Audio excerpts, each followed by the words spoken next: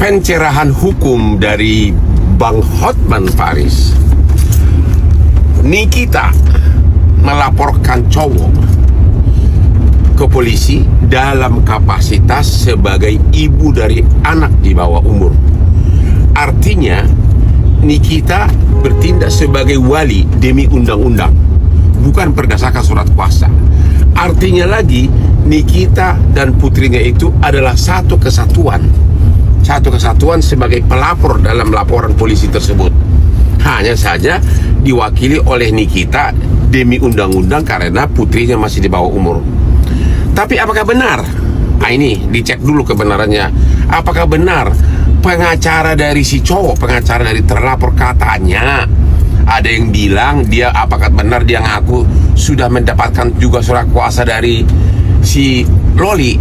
Kalau itu benar, itu tidak boleh, karena sama saja si pengacara tersebut bertindak dalam dua kapasitas yang saling, dua kepentingan yang berbeda, yaitu sebagai pengacara dari terlapor dan juga sebagai pengacara dari pelapor, yaitu Loli yang adalah bagian satu kesatuan dengan ibunya sebagai pelapor.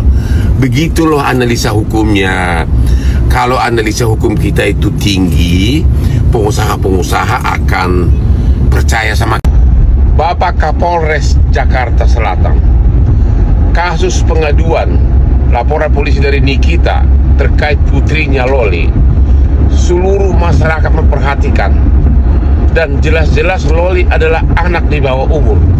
Kalau memang ada hubungan seks, kalau ada memang hubungan intim antara laki-laki dewasa dengan cewek di bawah umur, itu sudah merupakan tindak pidana yang sangat serius, dan itu bukan delik aduan. Sekali lagi, itu bukan delik aduan, apalagi sekarang sudah diadukan. Kenapa Bapak Kapolres Jakarta Selatan belum melakukan penahanan? Bapak Propam Polda Metro Jaya, Bapak Propam Kadif Propam, Kabid Propam Polda Metro Jaya, tolong kasus ini diperiksa, ada apa? Karena masyarakat jadi bertanya, masih adakah hukum di negeri ini? Seorang ibu yang sangat kesakitan hatinya mengadukan putrinya yang masih di bawah umur, ya. Sudah banyak saya pegang kasus seperti itu, selalu kena bahwa hubungan intim, hubungan seks antara laki-laki dengan anak di bawah umur kalau terbukti adalah tindak pidana serius. Kenapa kasus ini menggantung terus? Bapak Kapolres Jakarta Selatan, siapa yang ditakutkan? Bapak Kabid Propam Polda Metro Jaya, tolong Bapak Kapolres dan Bapak Polisi penyidik kasus pengaduan dari Nikita Mirzani terkait dengan putrinya Loli.